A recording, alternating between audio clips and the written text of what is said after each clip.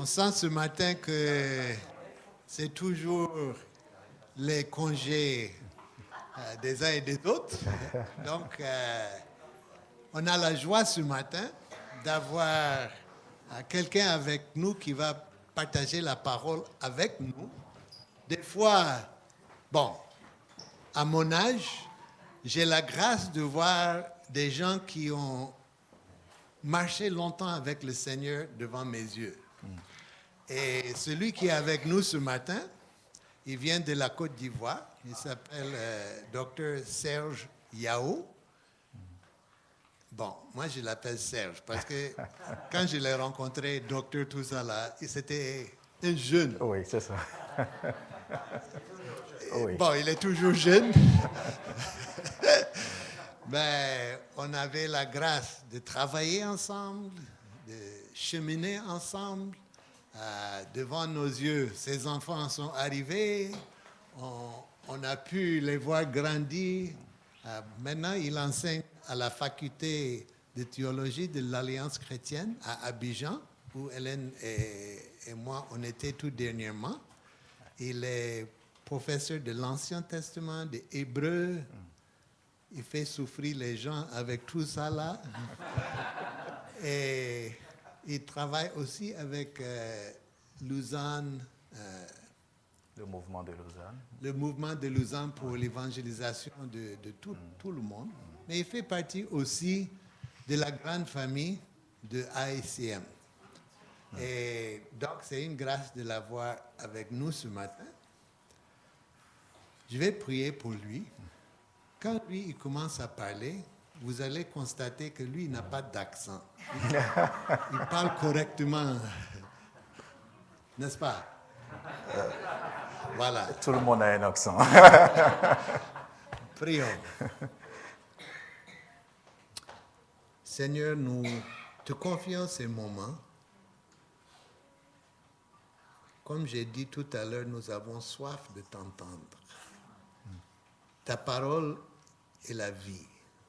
Et je te prie pour mon frère Serge, que tu es loin, que ce qu'il a à partager avec nous ce matin soient des paroles qui nous va droit au cœur, qui ouvrent nos yeux et nos oreilles à t'entendre.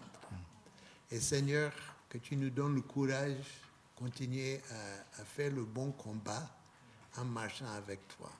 Donc, nous te le confions avec joie et nous t'invitons d'être au milieu de nous. Dans le nom puissant et glorieux de Jésus-Christ. Amen. Amen. Merci beaucoup, Pasteur Joël. Bonjour à toutes et à tous. Je suis reconnaissant au Seigneur d'abord pour la grâce qu'il m'accorde d'être avec vous et de partager ce temps, ce culte avec vous. Et je suis reconnaissant à vous, à chacun de vous, pour l'accueil, pour les sourires, pour les poignées de main, merci pour cette chaleur que j'ai ressentie dès que je suis arrivé là. Et merci particulièrement au pasteur Joël et à Tata Elim, c'est comme ça que je les appelle, Tata Elim, pour l'hospitalité et pour le privilège que vous me donnez d'être là et de prendre parole pour parler de la part du Seigneur. Que le Seigneur vous bénisse. Je vous apporte les salutations de ma famille, mon épouse Rita. Voilà, on attend qu'elle apparaisse là.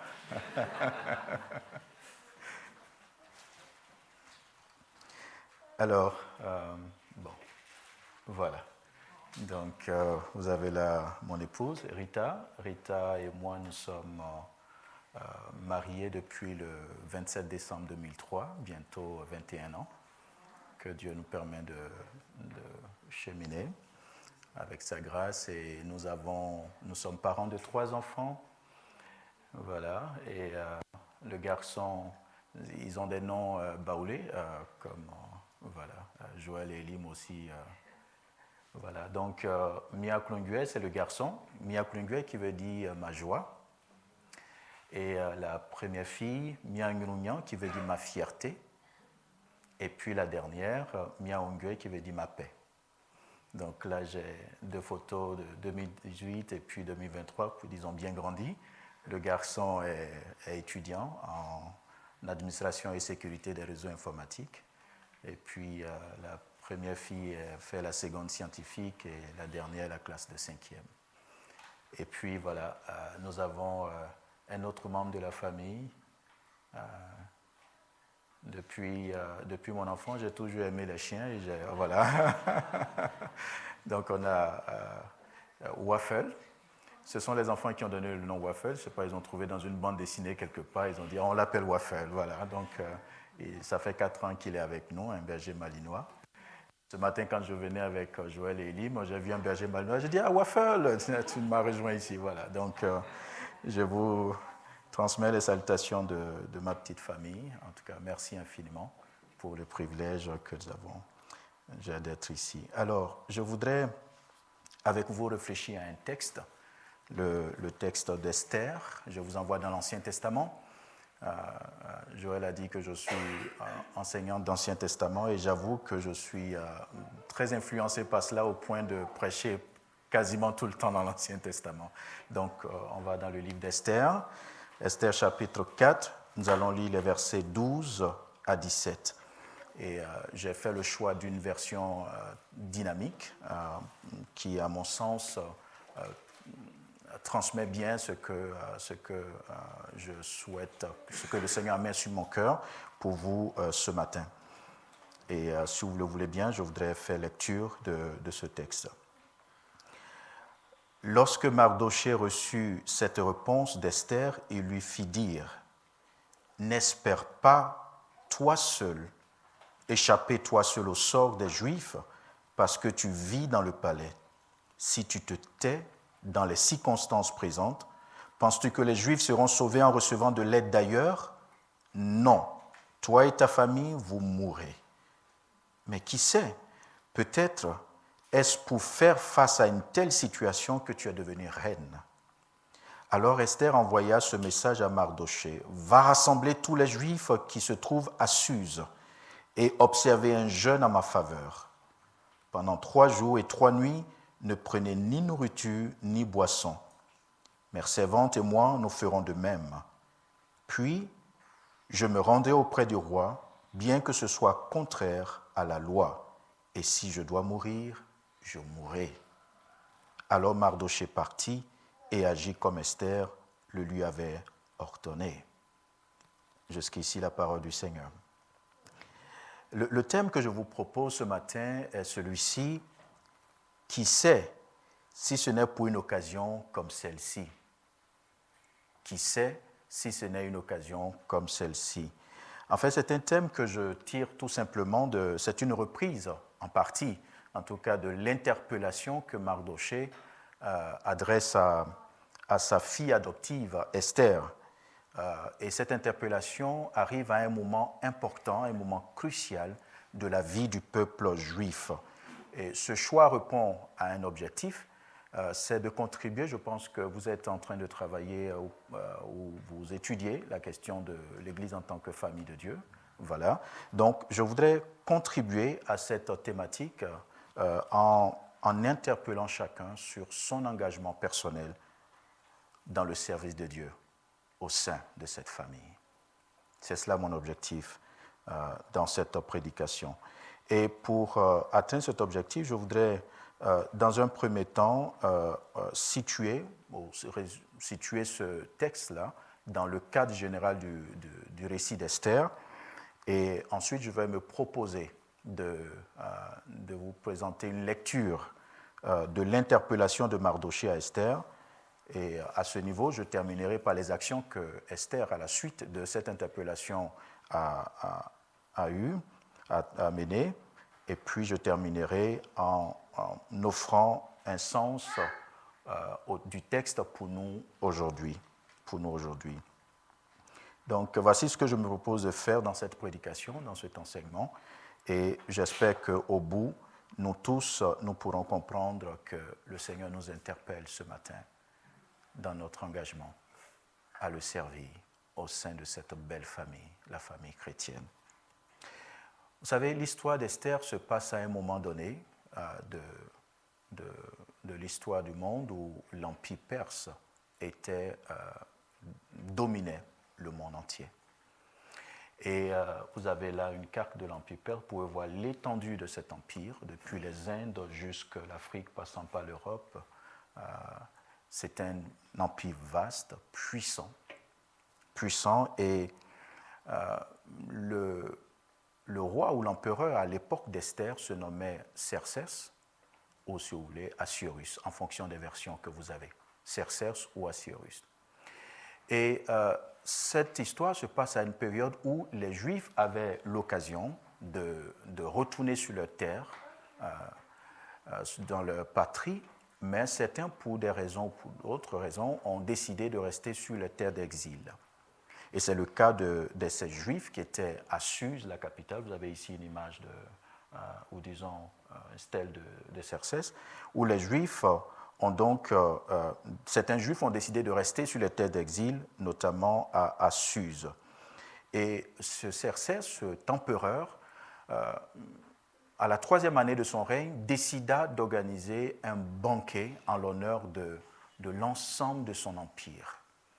Un banquet qui dura 6 mois. 180 jours. Il s'est permis d'organiser un banquet de 6 mois et il invita les convives à venir banqueter avec lui dans son palais. Vous pouvez vous imaginer, pour organiser un banquet de 6 mois, il faut avoir suffisamment de biens, de richesses. C'était pour lui une manière de démontrer sa richesse, sa gloire, sa puissance. Et à la fin des 180 jours, il prit l'engagement, il décida d'organiser un 2e banquet, cette fois de 7 jours, à l'honneur des habitants de Suse, la capitale. Et il est indiqué, lorsque vous lisez le chapitre 1 d'Esther, que pendant ces 7 jours, le vin royal coulait à flot et il n'y avait pas de restriction. En tout cas, on pouvait se servir comme on voulait, en tout cas dans des coupes d'or, etc. Et puis voilà, au 7e jour, il est indiqué que le roi et ses convives étaient réjouis par le vin. Bon, c'est une sorte d'euphémisme, c'est un fait pour juste camoufler ou pour ne pas dire qu'ils étaient saouls. Voilà. Donc, ils étaient réjouis par le vin. Et là, l'empereur décida qu'on fasse venir son épouse, Vashti. Le texte nous dit qu'elle était fort belle et il voulait la présenter un peu comme le couronnement de cet ensemble de banquets. Mais Vashti refusa de venir. Les choses ne se passent pas comme prévu.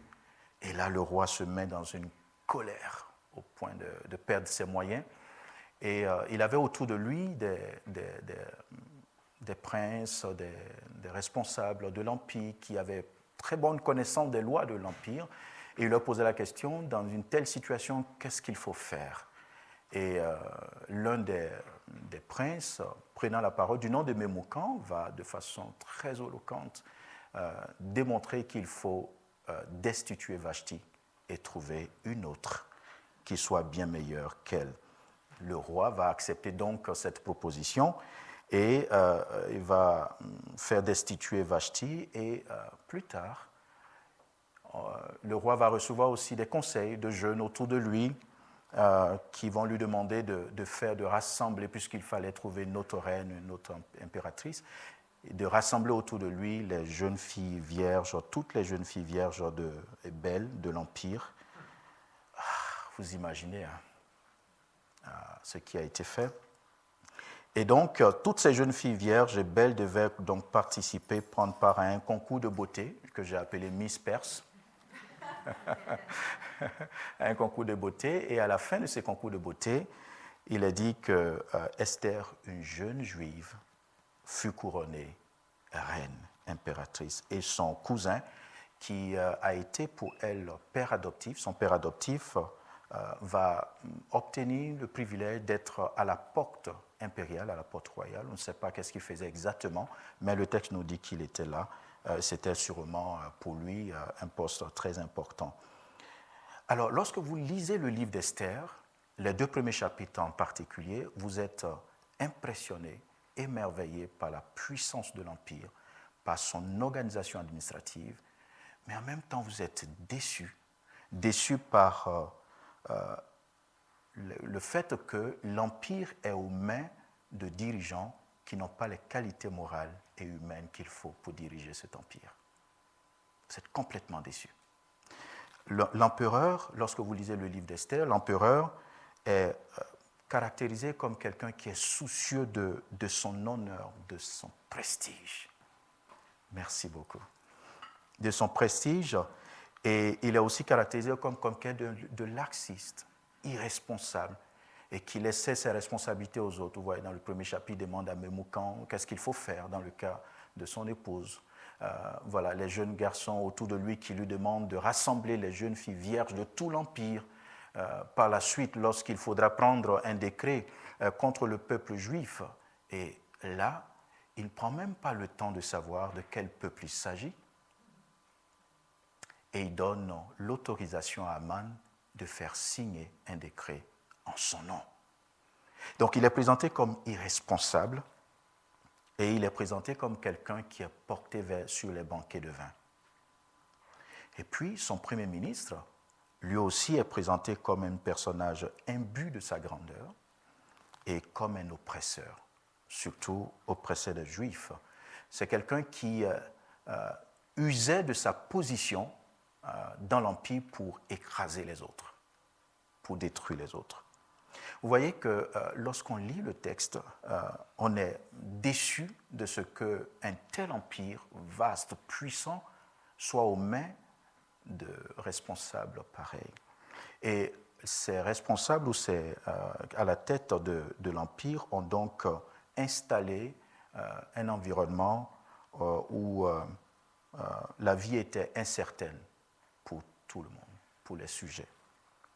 Et c'est dans ces conditions que les Juifs devaient vivre leur particularité, leur judaïté, leur particularité juive.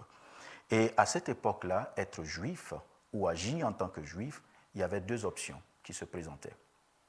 La première option était la dissimulation des particularités juives, l'autocensure et l'identification à la majorité. Donc, soit on décide de se dissimuler, de s'autocensurer, et puis de se fondre à la majorité. Et quand vous lisez le texte d'Esther, le chapitre 2 en particulier, vous voyez qu'à 2 reprises, Esther refuse de présenter son appartenance à la communauté juive. Et là, sous l'instigation d'ailleurs de son cousin, son père adoptif Mardoché, ne le dis pas que tu es juive.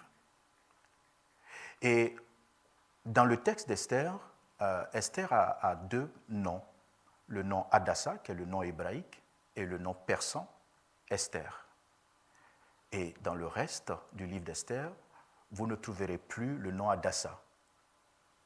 Il y a un choix délibéré du nom Esther, du nom persan. Peut-être l'objectif, c'est de faire en sorte de ne pas être, de se dissimuler, de se fondre dans le grand nombre. Et la seconde option qui se présentait donc aux Juifs, c'était d'assumer leur particularité, mais cela n'était pas sans conséquence. Cela n'était pas sans conséquence. Au chapitre 3, vous verrez que lorsque Mardoché refuse la genuflexion au passage d'Aman, Aman décide donc d'infliger une correction, pas seulement à Mardoché, mais à l'ensemble de son peuple, au peuple juif.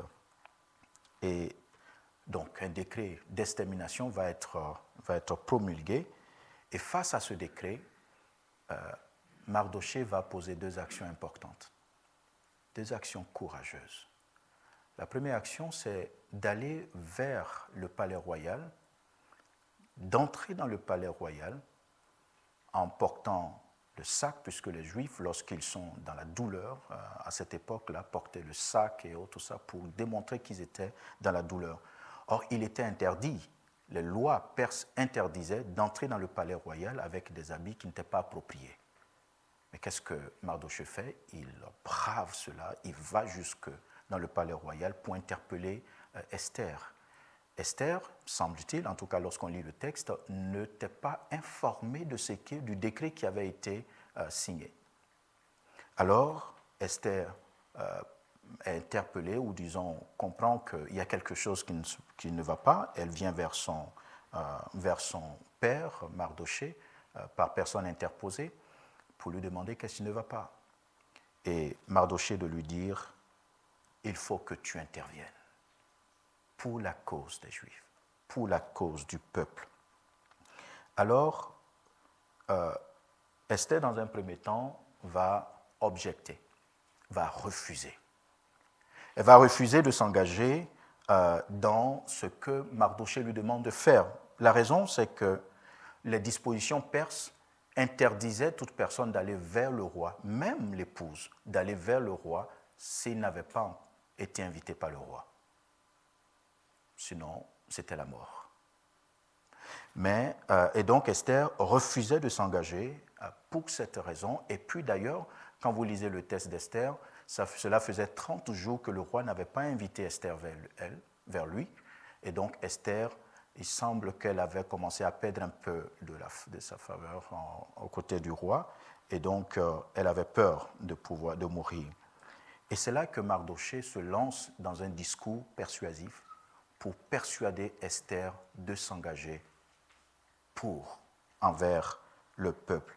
Et c'est là qu'il dit, ne t'imagine pas que tu échapperas seul d'entre tous les Juifs parce que tu fais partie de la maison du roi. Si tu ne dis rien en cette occasion, le soulagement et la libération des Juifs séjournent d'un autre côté, alors que toi et ta famille, vous disparaîtrez. D'ailleurs, qui sait si ce n'est pour une occasion comme celle-ci, tu es parvenu à la royauté. Lorsqu'on regarde de près ce que Mardochée vient de dire à Esther, on se rend compte que son discours se décline en trois points. Le premier point, c'est que Mardochée dénonce ce qui pourrait être l'espoir d'Esther, en lui disant « ne t'imagine pas, ne pense pas ». Parce que Esther peut se réfugier dans le confort du palais. Pour certaines raisons, elle peut se dire, voilà, j'ai quand même pour mari l'empereur lui-même, donc je suis protégée. Et Mardochée de lui dit, non, ne t'imagine pas, souviens-toi, quelque part, souviens-toi, Esther, de ce qui est arrivé à Vashti. Le roi n'a pas été... voilà, il n'a pas hésité du tout à livrer Vashti. Souviens-toi. S'il apprend que tu fais partie de notre communauté, ce qu'il fera.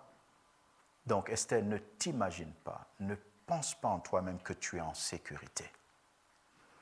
Deuxièmement, Mardochée va inviter Esther à comprendre qu'elle est le seul recours pour le peuple juif.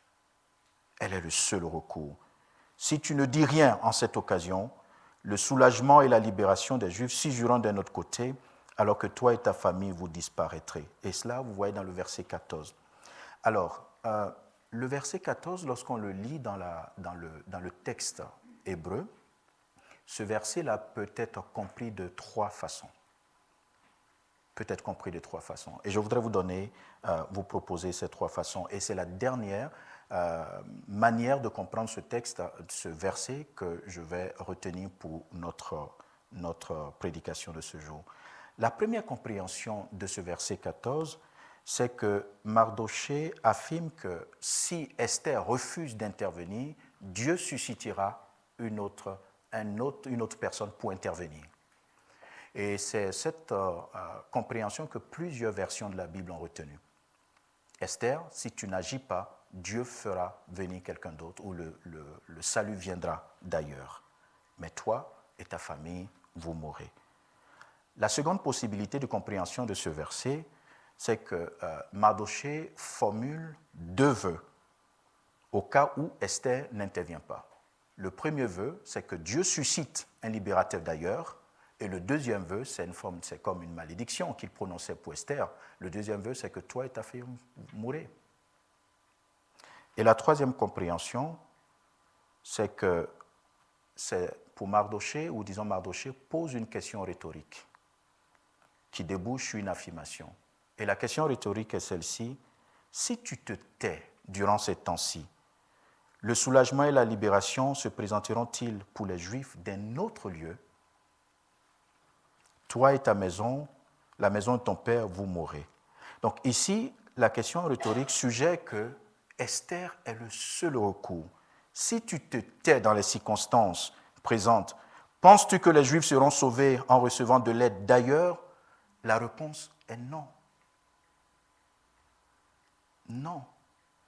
Et Mardochée d'aboutir en disant, qui sait, si ce n'est pour une occasion pareille, que Dieu a fait en sorte que tu sois là où tu es. Donc pour Mardochée, il était en train de dire à Esther, il n'y a pas d'autre recours, Esther. Il n'y a pas d'autre recours que toi. Et là, Esther sera bousculée complètement et elle va décider d'agir, de s'engager personnellement pour le salut de son peuple. Et elle va inviter Mardochée à aller vers son peuple, à demander à son peuple de se rassembler, prier, jeûner pour elle. Et elle décide de s'engager, même si cela doit lui coûter la vie. Par la suite, on voit une Esther courageuse et qui captive par sa sagesse à utiliser le système de l'Empire perse, qui est un système qui opprimait, utiliser ce système en faveur de son peuple. Le dénouement est heureux pour le peuple juif, grâce à Dieu, mais aussi grâce à l'engagement de Mardochée et grâce à l'engagement particulier d'Esther. Quel est le sens de ce texte pour nous aujourd'hui? C'est vrai que ce texte date de longtemps, ou cette histoire date de très très très longtemps, mais je pense que ce texte a quelque chose à nous dire aujourd'hui. Malgré donc ses racines historiques et culturelles spécifiques, ce texte contient des éléments clés pour les chrétiens en tant que famille de Dieu. Et je vous propose ici quelques implications pour vous et moi, et surtout dans le contexte particulier de la France. La première implication, c'est la responsabilité individuelle et collective. La responsabilité individuelle et collective. Comme Esther, chaque membre de la communauté chrétienne a un rôle unique à jouer. Unique à jouer. Dans ce sens, je crois que la question de Mardochée à Esther est d'actualité pour nous. Et je voudrais vous poser cette même question. Si tu te tais, si tu ne fais rien, si tu ne le fais pas, penses-tu qu'un autre le fera? Si tu te tais, si tu ne fais rien, qui d'autre le fera? La question est importante et nous avons tous besoin de répondre à cette question. En rapport avec notre engagement ici, dans cette communauté, mais en rapport avec notre engagement en tant que chrétien dans ce pays. Tu es unique et personne d'autre ne fera comme toi. Je pense que la biologie, la génétique démontrent que nous sommes uniques, n'est-ce pas? Et personne d'autre ne peut faire comme toi. Oui, quelqu'un d'autre peut faire ce que tu fais, mais pas comme toi tu le fais. Et il est vrai que le contexte sociopolitique particulier de la France impose aux chrétiens de vivre leur foi souvent de manière discrète. Mais cela ne doit pas nous amener à nous mettre en retrait par rapport à la vie de la communauté chrétienne, de notre famille spirituelle. Chacun donc doit réfléchir, est invité à réfléchir à son rôle dans la famille de Dieu et à l'influence positive qu'il peut avoir pour la croissance de cette famille. Chacun de vous a sa place et a son rôle à jouer dans cette famille chrétienne. La deuxième implication que je tire pour vous et moi, c'est l'intercession et la solidarité. Lorsque Esther décide de s'engager, Esther demande au peuple juif de se mettre autour d'elle, dans la prière et dans le jeûne. Et cet appel à la prière au jeûne souligne la solidarité spirituelle. Pour vous et moi, cela peut se traduire par des temps de prière pour notre pays, pour votre pays, pour le monde entier, pour les dirigeants et pour les questions de justice sociale. Ensemble. Et en tant que famille de Dieu, les membres de la communauté chrétienne doivent aussi se rappeler qu'ils font partie d'un corps et qu'il est essentiel de prier les uns pour les autres. Dans des sociétés de plus en plus sécularisées et individualistes, nous avons besoin de nous rappeler que nous faisons partie d'un corps, d'une même famille. C'est un bonheur d'appartenir à une famille, d'avoir la chaleur familiale, de se sentir accueilli. C'est un bonheur. Et Esther pouvait compter sur sa famille. Elle demande donc à Mardochée de réunir le peuple et de s'engager pour elle. La troisième implication, c'est la foi et le courage face aux défis sociétaux. La foi et le courage. Je sais que le contexte français peut être difficile pour exprimer sa foi publiquement, en raison de plusieurs réalités, de la laïcité, des perceptions diverses qu'on a autour de la religion.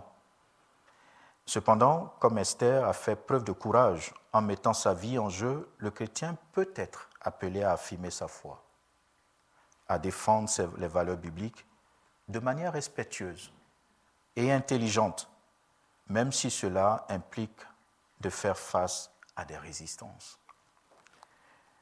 Et c'est dans la famille chrétienne que ce courage s'acquiert. C'est dans la famille chrétienne.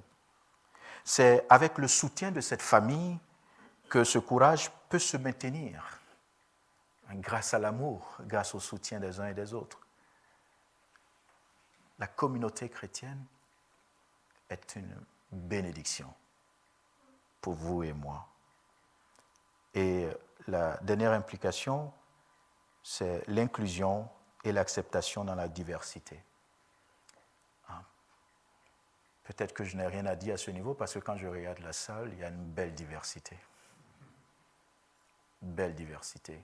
Et je crois que c'était ce matin ou hier, Pasteur Joël et moi, nous étions en train d'échanger parce que nous étions ensemble au GP Uni, au groupement pastoral, et on a vu cette belle diversité. Et il disait, si le fondateur de l'Alliance chrétienne, la CMA, Albert Benjamin Simpson, avait la possibilité de revenir et de voir, de regarder ce qui se passe à travers le monde, il crierait de joie. Parce que souvenez-vous, il décida de quitter cette belle et grande église de New York, de la 13e rue, parce qu'on l'a interdit d'intégrer des personnes qu'il allait évangéliser et que ceux de l'église ne pensaient qu'ils n'étaient pas comme eux. Il allait porter la parole aux Italiens qui étaient là, au port de New York, qui n'avaient pas les mêmes conditions sociales que ceux qui étaient dans la 13e rue à New York, qui avaient quand même un certain niveau de vie.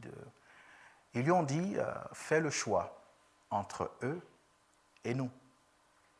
Et Simpson a fait le choix d'aller avec ces personnes. Et je crois que l'histoire nous dit que Simpson a accepté de quitter ce poste de pasteur qui était quand même bien rémunéré à cette époque-là. Il avait une très belle maison quand même, mais il décida de quitter tout cela pour la cause du Seigneur, pour la vie de ces hommes et de ces femmes. Aujourd'hui, ils crieraient Alléluia. L'inclusion et l'acceptation dans la diversité. Et c'est cette belle diversité qui nous construit, qui nous permet déjà de goûter quelque part à ce qui va se passer dans le ciel. Puisque le Seigneur nous dit que nous serons tous réunis autour de lui, venant de toute tribu, de toute nation, de toute ethnie, et nous chanterons Alléluia. Je veux conclure en disant ceci. Le texte d'Esther 4, versets 12 à 17, nous invite en tant que famille de Dieu à la solidarité, à la responsabilité spirituelle et au courage, tout en mettant en valeur l'importance de la prière communautaire, de la vocation personnelle et de l'inclusion. Que le Seigneur nous aide à vivre en tant que famille de Dieu ici à Léguevin. Amen.